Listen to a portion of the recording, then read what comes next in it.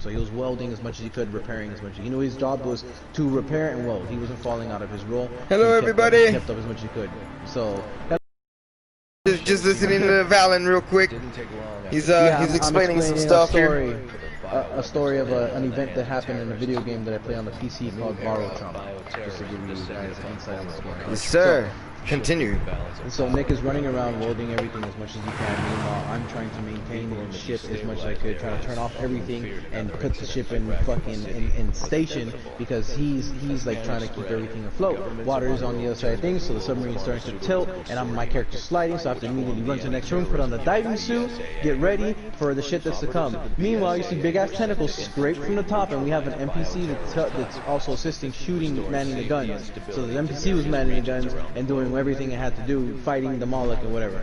And then there were moments where we shut off the reactor just to turn off everything, and the Moloch would then leave because we pretended like we, you know, that's it. The threat was over, we died, you know, but everything was calm and we were still alive, very much alive what's inside of the ship. If you do not put a diving suit and you open up a door where there's water on the other side, you're gonna die from getting. Does it matter how deep you are, like in the ocean? It does very much matter how deep you are. If you leave your ship without a suit, even though you're not crushed by pressure, immediately your character will start to internally bleed because of the pressure that you're not wearing a suit. So you see blood leaving your character's mouth and like body and shit. And, like you start flinching. That little side scroller game, all that? Yeah, all that. So while all this is happening and dude, the stakes are high, everything's going crazy, I'm running to the other side of the ship to weld everything that I can. I put on a suit, and I got a shotgun in my inventory, so I whipped out the fucking shotgun and I started putting the babies down, dude, and I killed a few of them. I went straight to the end of the thing. I welded the front pump room that was causing the leak. The water was starting to decrease, the levels of water started to decrease. I started to run to the other side, helped out Nick a little bit, repairing some of the power junction boxes to get the submarine at full capacity. I saw the commercial, or like in the commercial that you go up to the generators or something. And there's a lot of you have to really like manage it. And then I ran back upstairs. And then there were more Moloch babies on the left side. I opened up the door, got ready, put the bullets in my gun, and opened the door and put the motherfuckers down. Put them down, and then the big Moloch was still ripping. The tentacles started to get to me. I was like, ah! Shit, I was on captain mode. You're not taking my fucking vessel! Yeah, dude, I was blasting it while the NPC was shooting with the cannons. Eventually, the NPC got crushed by pressure, and then one of the Moloch babies grabbed it by the ankle and pulled it out of the fucking thing, and that NPC died, so I ended up grabbing the fucking cannons in the middle of the water where my character's floating in the water, and I was like, and I killed the Moloch, I ran out there, I killed the babies, I sealed the damn ship, and then I quit the game because everyone was gonna watch me complete the mission, and it would have taken like about an hour for me to get back. Yeah. Damn. So it was that was one event, just one minor event that happened in the midst of a mission. Another crazy thing is that me and Sebastian had found a wreckage, a derelict ship that was left in sinking in the ocean. We entered the ship, but the ship had husks, which is a term that they use for humans who were infected by the Lovecraftian virus. So you see tentacles coming out their mouths and shit on some like Dead Space shit. So like we were entering there and like the husks, we didn't, it was the first time I had ever encountered one, and we were throwing down with a few. Sebastian had gotten infected by one, and he was infected by one, and like he had the status effect on the side, and then later on we kept on going and I got infected by one, and then eventually as I kept on playing, like we were trying to find out a cure, and then a fucking tentacle broke out of my character's visor. And it said you're a husk, you're infected, and before the full infection takes over, I can actually infect other players and implant eggs in them. So yeah. So like we were like panicking, I wasn't gonna betray Sebastian, but like it was crazy the game even gave me that option to do so. So I was like, wow, this game goes deep. Like you can really like play with it. And I was already I wasn't infected, but I was disguised because I was wearing the suit. So I put on a diving suit, so you don't see me as a husk. So I'm just like swimming around, and it says disguised over my name. And then as we were getting through everything and managed to get to the end, Sebastian started convulsing. His character in the water was convulsing. Like blood started coming out of his mouth, tentacles started. He was like super infected. The infection didn't get to him like it got to me. He wasn't infected. Like I actually became infected, but I was able to control it for a moment. Whereas he got infected and he just turned immediately, and like he was just cold, like right there in the water. Blood was leaving his body, and, and then my character a little bit later afterwards started to I started to like a little after, and I was like, this is fucking wild. And we died in a derelict ship, but that was the end of that story. And you know, it's just crazy. That's how crazy the game can get. You have a lot of medical supplies. It was a hidden gem that I found. And I was like, dude, this one's really good. This one's really good. Did someone tell you about it, or did you just happen to just decide to buy it? Or? A friend spoke to me of it because we were talking about. We were talking about games that we hadn't played, that he hadn't played in a while, or games that he has been playing.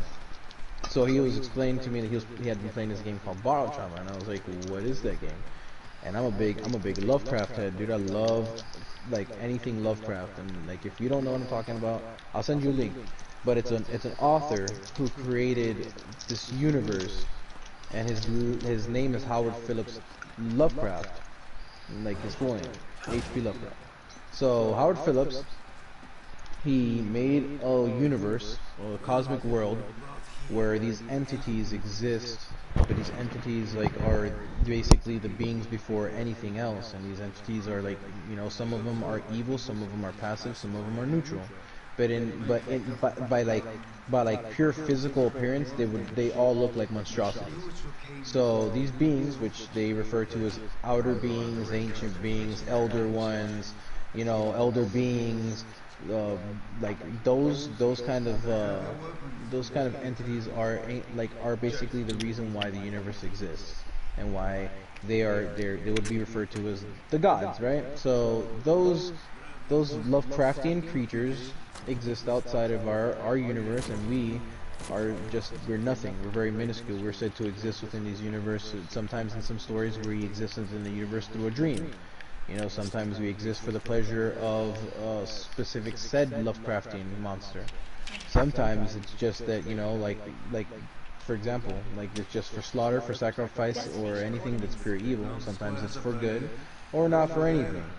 But sometimes they do involve themselves in the lives of humans for the sake of watching humans go mad, and a good majority of Lovecraftian creatures are bad. But the fact is that, you know, like the story that stands is that us humans cannot comprehend the levels of Lovecraftian creatures even upon sight. So if we witness one, we are like immediately to go mad, you know. And there are people who worship these Lovecraftian creatures in the movies, in the stories and stuff, and they're cults. And these cults usually sacrifice people. Sounds like the show Bird Box. Like, you know, where you saw the monster and you go crazy. Yeah. Yeah, Bird Box is a Lovecraftian. It's definitely inspired by Lovecraft. Yeah. So, yeah. So this universe now it is like that's basically the whole thing that's around it. But Lovecraft could be anything. They call this guy the grandfather of horror because of the fact that he. You know, his shit is tied into so much, a lot of other things even being created, right? So like his stories like revolved around people getting infected, aliens implanting eggs and breeding, you know, causing other aliens to sprout from, you know, human bodies as hosts. He's also like Lovecraft also can relate to zombie stuff. Like Lovecraftian horror can also be supernatural. It could be, you know, zombies. It doesn't have to be just monsters, but zombies are technically monsters, you know what I mean? It's just not the format of what you are, like, you know, goblins and ghouls kind of monsters. But even then, yeah, no matter what, like I said, if Lovecraft ends up being zombies, it is because there is a greater mysterious power behind the zombies that is causing this to happen. You feel me? For the sake of humanity ending and just watching it. Usually it stems off to that. Like Cloverfield, the movie Cloverfield, that's also a Lovecraftian film. Why? Because the creature itself is tied to a movie called The Paradox. Oh yeah, the Cloverfield Paradox, yeah. And the paradox of that, they're all just different universes, but the same thing. Exactly. But in the movie, one of the people state that if we end up utilizing hyper time space or some shit like time traveling or warping like that, that we will open up a door, a gateway that'll allow monsters to come in, and a gateway that has been closed for too long. One of the people in the movie say that. That's a Dude, I feel like they've already, like, that's already happened as far as we fucking figured out how to make or split the atom, and as soon as we did that shit, man, people can call themselves dinosaur Barbies, and you gotta take them seriously, and shit just went weird. So like, basically, when the guy opened up, when the guy, like in the movie, when these astronauts ended up opening the gates and warping and stuff, they ended up warping somewhere else that wasn't their universe. They ended up getting lost actually in some sort of shit.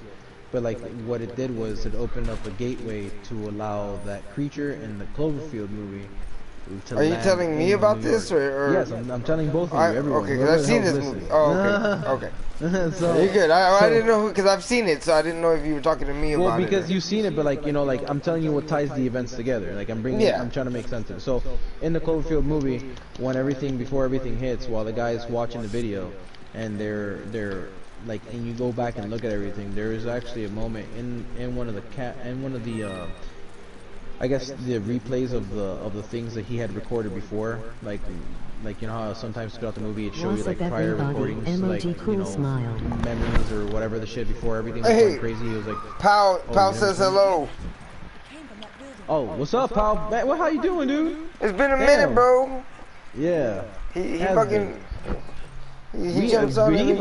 I feel like I fucking haven't been around. I haven't posted a gameplay of anything in a long ass time. Well, but, you will. But yeah, so like, so oh my, I mean, dude. You're talking about the paradox. You know what's funny is that it got a lot of shitty reviews when it came out, and then as time went by, the reviews started to change, and now there's actually positive reviews on the movie. Really? Yeah. Bro, dude, that movie was crazy. Like that. Because anything that's Lovecraft, it's hard for people to understand, you know, until someone really actually lays down what's going on. Like, Lovecraft is very subtle, and it sometimes can even be subliminal. Sometimes there are movies where it's like spot on the fucking nose, where it's like, here you go, like, you know, have your flavor. But then there are others where it's like the message is behind, you know, and you can still get a really good movie without having to see anything like super Lovecrafty and crazy. You know what I mean? And like, for example, he's a very good example. The movie Lighthouse between Willem Dafoe and Robert Pattinson. That's a movie that focuses on two men in black and white. Like, I've never seen that movie. Old school fuck. But that is a Lovecraft film if I ever seen one. Like 100%. I mean, it ends fucking weird, but you don't see no crazy ass monsters or anything like that. Like, most of it, if to a normal person watching it who knows nothing of Lovecraft could just chalk it up to two men going crazy. That's it. Okay. That movie is Lovecraft is fuck. I don't. Is it like monster movie or what is it? It's not a monster movie. No, you know, man. Like, I don't know. I recommend the movie to you. You ain't gonna tell me you saw that shit until like 2 years. I'm 45 years old, dude. I know, but you know. I wish I could tell you, man, Lewis, this is a good movie. All right, dude, watch it. And I talk to you tomorrow. You're like, damn, dude, that was a good movie. I fall asleep during movies. I can't help it. Dude, I have the attention span. I fucking hate it, dude. I've been waiting for you to watch a movie forever. I can't even, to the point where I forgot what movie it was that I wanted him to watch. That's how bad it is. Fucking guy. Like, I want you to watch it. Dude, I'm gonna try one more time. Look, alright? The Lighthouse. No, not The Lighthouse. I want to put you on something exciting for you and Stephanie to watch that you guys might actually like. We'll like it if we can stay awake. That's the problem. Okay, we lay down, I'm giving you one that I feel personally that you might stay awake to. So it's called The Color Out of Space. The Color Out of Space. Okay, that's one that I'm recommending to you. I think you should watch it. I'm pretty sure you'll like it. It's only $3 to rent off the PlayStation. It ain't gonna kill you. You should do it so we can talk about it. The rainbow color. The color? That we're already fucking up. The rainbow? You're gonna have to text this to me. The color? Out of space. Out of space. Yes, dude. He said, well, the rainbow. I fucking can't with you, dude. That's a good one. Has Nicolas Cage. All right. Oh, he's pretty cool. He's and yeah. The color out. There you go.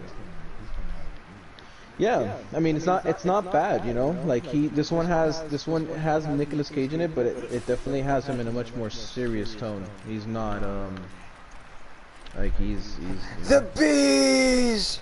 He has his moments in the movie where he was real cagey, but still, like it's all full entertaining, and like not even then, it's to give you a taste of what I mean when I say Lovecraft. Like, if you don't watch that fucking movie, dude, and I ask you next week, and you tell me you haven't seen it, but you tell me you watch a bunch of different things. Text me the name. A Color Outside of Space or something. Yeah. The Color Out of Space. I sent you Out the of name of the Space. movie.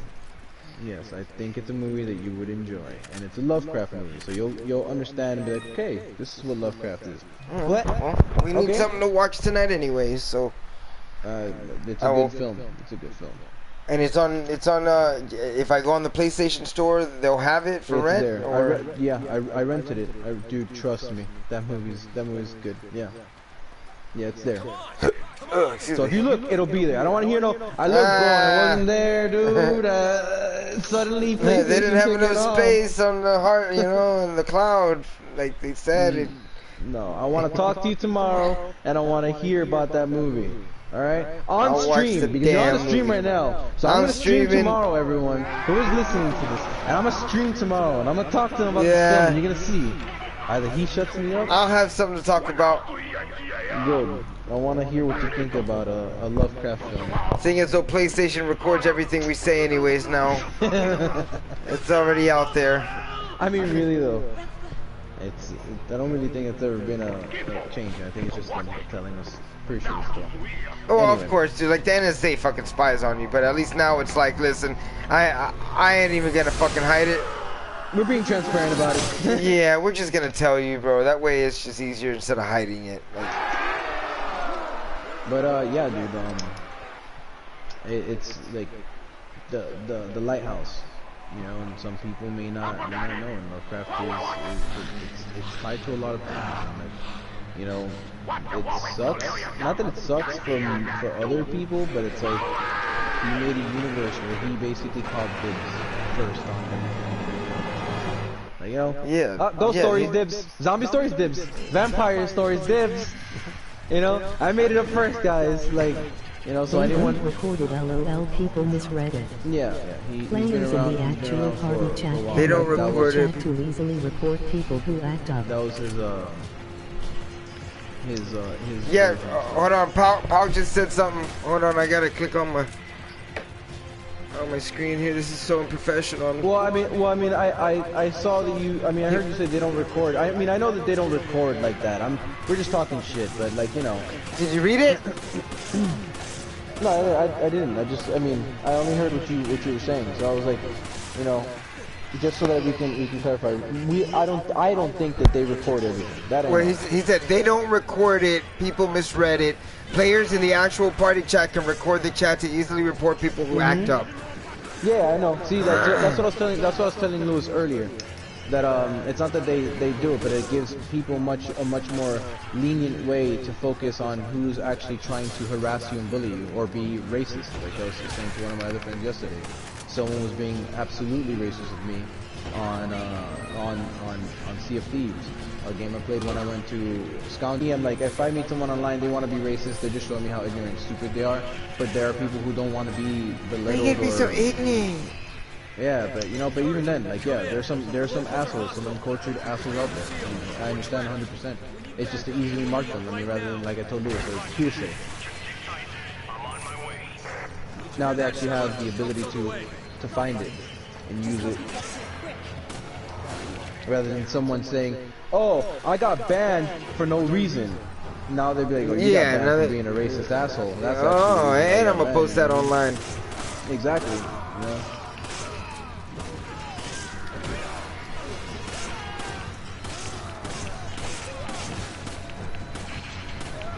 Oh shit! I don't remember this game being this hard. Not a bad idea. Ah! I don't Ah! know the party chat system though. I can't move.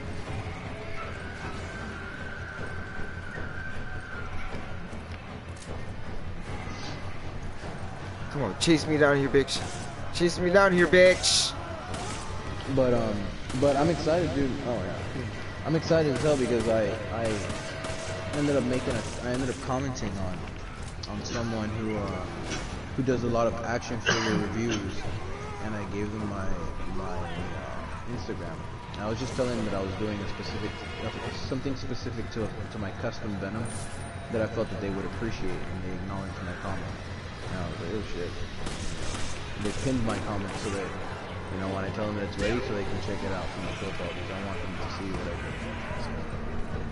So, I opened up an Instagram. Told you? Yeah.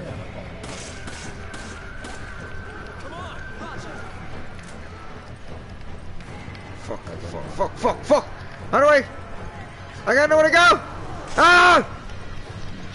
I'm playing Resident Evil 5, and I don't remember it being this difficult. It's hard to move.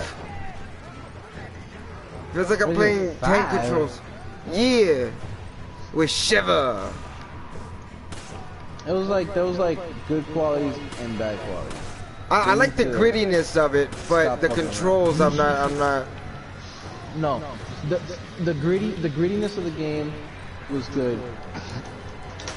I had just recently played it, and there were moments. I had moments that I didn't remember.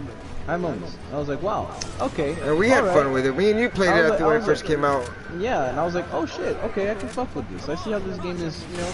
But then they gave me Chris Redfield. Yeah, he's Boulders is not my day, dude. Not my day. I hated that scene with the biggest passion in the planet. This man can punch boulders, but he can't punch Wesker in the face with the power of punching a boulder. Get out of my face. If you punch a boulder, then why were you getting your ass kicked every time you saw Wesker?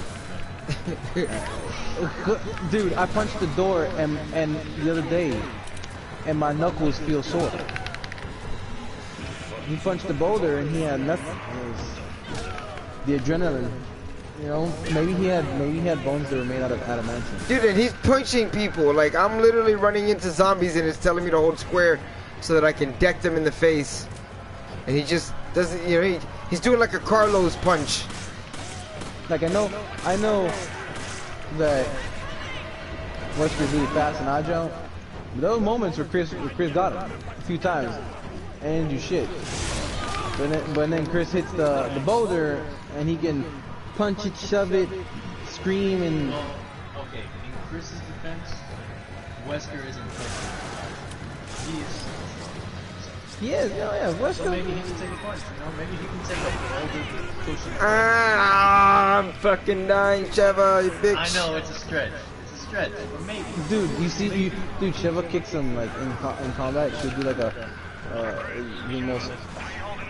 I'm not holding up. Counterproductive backflip kick in the world, like gymnastics, but she kicks him, and she does his backflip kick, and like he stumbles backwards. You know, look, if she can kick him in the face and make that motherfucker stumble, dude, I'm pretty sure Boulder punched the face would. Alright, good point. What caused the man to fly, dude? I mean, if in that, I mean, I'm pretty damn sure. I recently saw he hits Wesker like once or twice in the game. But if he does not hit him at all, that's probably what Wesker like. This motherfucker hit him once. Both punches. You know what I mean? You don't want to get hit by one of those. That's pretty much it. But that's Did I realize? I was watching the cutscenes for Code Veronica, and I never knew, but Chris gets his ass whooped in that game, dude. At the end, Wesker whoops his ass. Chris doesn't get one punch in. And then all of a sudden... You know what? Oh, what? Go on? No, I was gonna say, all of a sudden, because like, Wesker's beating the shit out of him, and then all of a sudden, you know, the building starts to explode, and an explosion is what separates Chris and Wesker from each other. So Wesker could have whooped his ass right there and killed him right there. Yeah. But he got saved by some random ass explosion. But then he still wants to be like, Come back, Monsieur.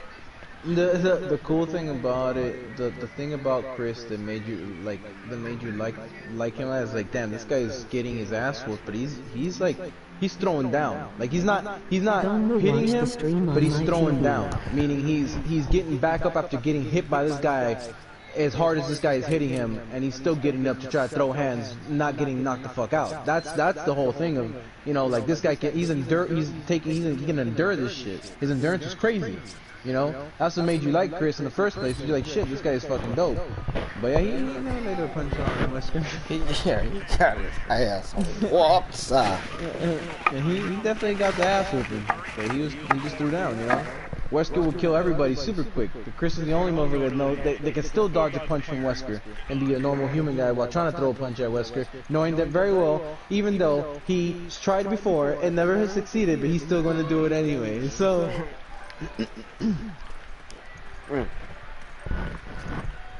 I have no idea. I mean, I did.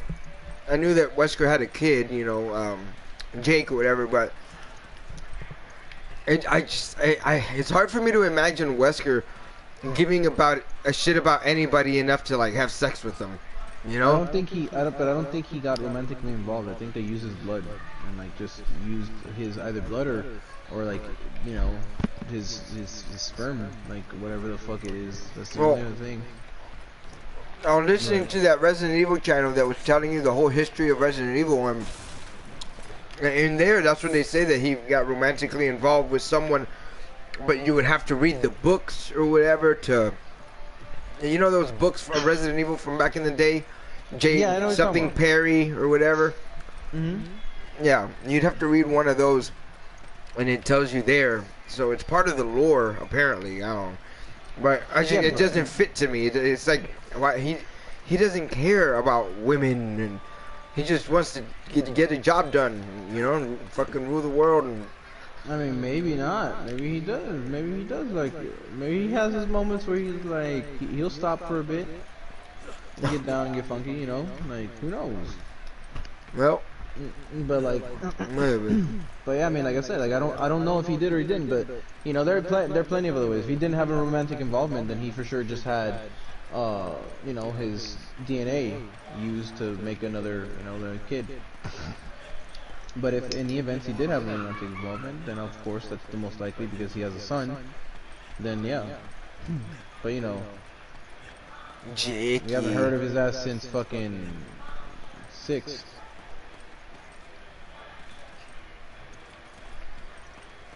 Yeah, we shall see in Resident Evil Village. We shall see what the deal is.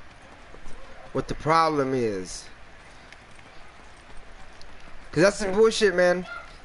He went up in there and shot Mia. I have faith that he shot that bitch for a reason. What are you talking about? I'm just saying. I'm not. That's what I'm saying. Like, I have faith that he shot her for a reason. Dude, I just don't know the spin they're gonna put on this. Here's my assumption to this. All right. Chris Redfield has been in this shit for so damn long. He's going crazy. He's not that he's going crazy, but it's like, try to put yourself in the shoes of a guy who's faced death like a few times already, who's had his whole squad taken from him, and most of them killed. Who's had probably loved ones and, you know, mother, father, whoever is alive in Chris's life, dead as well, you know, the people he's lost, friends, you know, it's outside of the characters that we know. And then, you know, aside from all of that, like, think of like everything that's happening all because of this company that keeps doing what the fuck they're doing, whether they come back in the form of Tricell, Umbrella, or something else, you know what I mean? Yeah. Like, he's sick and tired of just all the bullshit. And just like, you know, like Leon has had his moment, but like, speaking off of Chris's experience since the first time it's happened to him, like, dude, he's just probably like, I'm done. I'm not gonna sit here and talk about arresting people who've had a play in causing any sort of virus. If I know that it's a set of scientists that fuck with this virus, they're all gonna fucking die. Like, I'm gonna kill every single one of them because not one is gonna be alive to keep the knowledge or move it on to anyone else. I don't want that shit to even linger. In Part 7, when you're playing Part 7, Mia was actually an agent and she worked for Umbrella. She was working Yeah. for Umbrella or Trisol, whatever the fuck. She was She working was for the company. babysitting Evelyn. She was babysitting Evelyn, knowing exactly what the laboratory was doing to everybody, infecting. She was about it, you know, Yeah. up until the point where she was hitting the fans. So she was doing what she was doing, and she was heavily involved in the events of what was going on. And if those events led to, you know, anything that might have happened past 1, 2, 3, and so on and so forth, and they're trying to link it into all of that, then yes, Chris has a good reason to put 5 or 6 bullets in her goddamn face, whether she's a fucking woman or not. Like, she's a bad guy. She's one of the cause of reasons, whether she felt like she should turn over a new leaf or not. Like, he's just fed up with everyone's shit. I don't give a fuck if you decided I want to be a good guy. You decided that when you killed 1 million people? Hell no, you're dead. Like, you can cite this now, but you know that flip-floppy shit. Oh, I'm a bad guy, now I'm a good guy. You can easily go back to being a bad guy after that. That's cool because they didn't elaborate on that much in 7. So if it happens in 8, then it's gonna be one of those. It's like they're playing with your emotions because half of the people are gonna, well, most of the people are gonna be like, "What the fuck?" You know, she's just a normal. They show you everything later in the game, then you start warming up to the idea. Damn, I didn't know she. I mean, dude, they're putting you in the shoes up because he is a good guy. So she's good with you, who is Ethan, but she's not good with everyone else. She's, you know, doing what she has to do for the company, for the lab, for the pharmaceutical, for the Umbrella, or what was Umbrella, you know? She is playing a hand in spreading the virus and experimenting on people. You know, they did experiment on this family, and she was babysitting the family, you know, and allowed it. And she was an agent, and she was about the whole thing until she got kidnapped. Because she probably maybe wanted out, and then, you know, there you go. Like, you go there to find her as her husband, who has been married to her. You love her, obviously, so they're putting in the shoes of a man, an actual innocent person, a good guy in the story, you know, who's married with kind of like a sort of anti-hero, antagonist, and then you're left with that feeling like he, you know, you gotta understand from his perspective, he's trying to hunt Chris down. It's a good cross thing that they're trying to do. But Chris is gonna punch his asshole through the top of his head. Like, they can't kill Chris off. No, they better not, man. And then they better not, just for the sole fact that everyone already thinks it can be that. So they better not fucking do it out of. That'd be lazy. If any fucking person in the history of fucking Resident Evil had that I would choose to give the right to even remotely, if that scenario existed, that Chris was just losing his shit, only 2 people in my line of work that I would allow that to. Alright? At borderline 3. Alright? One first fucking person being Joe Valentine. Anyone who's gonna kill Chris Redfield and has to kill Chris Redfield because of anything that he's going through, and he's doing some shit, he's on bad guy shit, is that's Joe's job. Yeah, they start together and they end together. Real. Yeah, full circle me. Like, I want it. Like, you don't give me so. I don't want Ethan. I don't give a fuck who he is. Don't care if they want to start bringing a new character into the mix. You don't give a guy that kind of power immediately right from stepping into the threshold of being into Resident Evil. You know, I don't give a shit. Like, I don't care. Can you imagine if Ethan is the one that's supposed to pull the trigger? Dude, I don't even feel for his role. Like no, that. Dude, I don't. I like he's a cool character. Okay, nice entry. You know, just like I don't mind playing as him, but I'm not interested in him as a Exactly. You know, like you played as the guy from Survivor. You know, in the PS1 days. You know, you liked him as a character. You're like, okay, I can see how this guy's a survivor. I'll get through it. You know, but Leon, Chris, the ones that really hit you hard, those were the ones that you knew that were like the solidified roles. You know. Like, even Resident Evil Outbreak has Kevin, the officer dude, super cool character, like him, but he's dead as fuck. Like, he died in the events of Raccoon City. But yeah, like, you know, that's it. But like, Ethan, bring him in. If you want to make him a main character, cool. But he ain't a part of that circle. He ain't a part of that crew. Like, if anyone's gonna kill Chris, to me, the first person, Joe Valentine. If not Joe Valentine, Barry. I need Barry. Like, if they don't, Barry Moira. Dude. If they don't give me Barry Burton, dude, like, he was like you had Wesker and then you had Barry. Wesker was like the lieutenant, Barry was like the sergeant. So Wesker was missing, Barry was the leader of the squad. So he was your leader, you know. So like anyone got to put Chris down? Come on, man, give me the sergeant, give me Barry, you know, I would feel it. And then the third would be Leon, if it had to be, then give me Leon, because you know, but they don't have that much of a connection. Like their connection comes from the movies, and like you can see their movies and the last game, so they know each other because you know obviously what happened, but they don't run into each other in the field. They don't run each other field, and then you know the movie showed that, but like even then throughout the history of Resident Evil for me, like yeah, the real solid third person would be Claire Redfield. The sister would have to kill her own brother.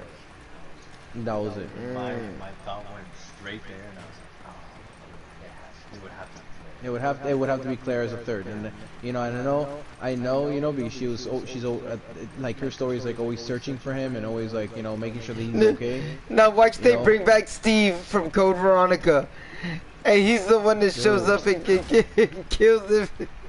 Yeah, they're not going to do it again like that. But yeah, you know. But truly, the ones that I feel in my heart that I would probably like, I would cry about, like I could feel like that. Damn, this would get me really emotional. Is if I saw either Claire, Jill, or Barry like be the one who'd have to put down Chris because of him stepping out of line and doing some shit that's borderline crazy, you know. Man, because I remember watching the commercial for Resident Evil 7 and I remember thinking to myself like, man, I don't even have an idea of where it's going. Like, what is the story? And it's crazy to think that soon we'll look back on Resident Evil 8 and be like, all right, I know it. We did it. We went through it. Now we're waiting for the next one, you know? What's up, everybody? Emoji cool smile. How are you guys doing? I would have felt like that hard as hell, dude. They don't record it, LOL, people misread it. Players in the actual party chat can record the chat to easily report people who act up. Not a bad idea. I don't really like the new party chat system though. Gonna watch the stream on my TV. I am lost, and I am Corbin Dallas. You are not Chris Redfield. Exactly. That was that scene from Fifth Element. I was that lady at the desk, and he's like, "I'm Corbin Dallas." No, sir, you're not. The real Corbin Dallas just passed by. No, impossible. I'm the real Corbin Dallas. I am. I am Corbin Dallas. Yeah. Fucking guy. And so she just like hit the fucking alarm, and then like he was just like got caught in imposter doom. And that's what it felt like. You ever beat 7? Yeah. Don't play, Chris. And Pal, yeah, man. I don't know what happened. It started doing it all of a sudden. I realized that those were the comments that you had written earlier, but you know, I couldn't stop it though. But it's cool. It's not a big deal. I'm so fucking lost right now, man.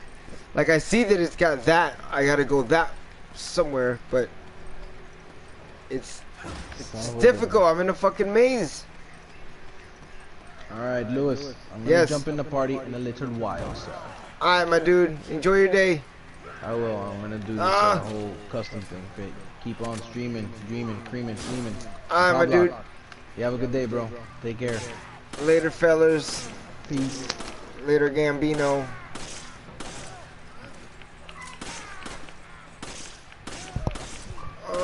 Shoot him in the ass.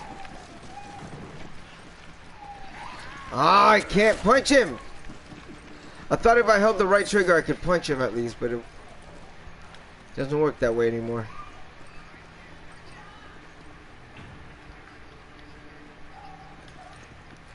Oh no, Sheva, are you hurt? With your fine ass. Alright, coming down.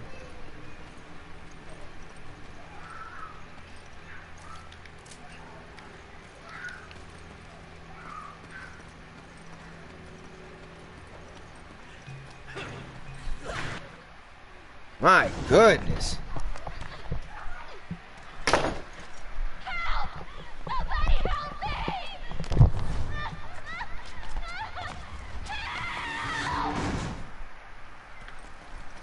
We gotta save the blonde white girl. Hurry.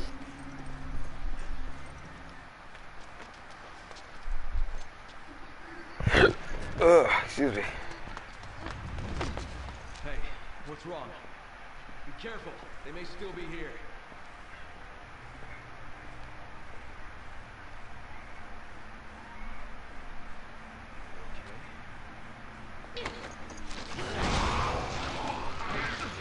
Oh shit, Chris, she could have bit you.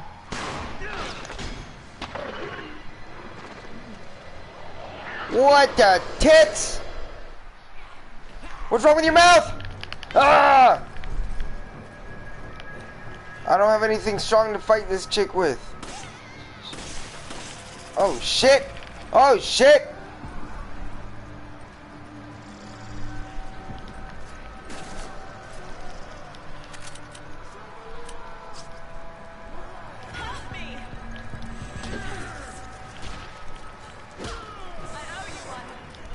I owe you.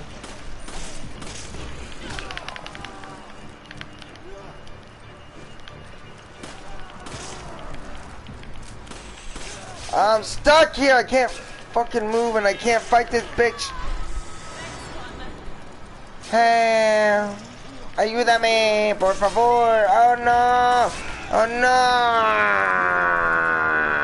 Pablo, I'm gonna play another game, dude. I'm not used to this one and I'm not enjoying this. I am stuck in a corridor of disaster and I'm gonna go eat something and I'm gonna jump back on something else.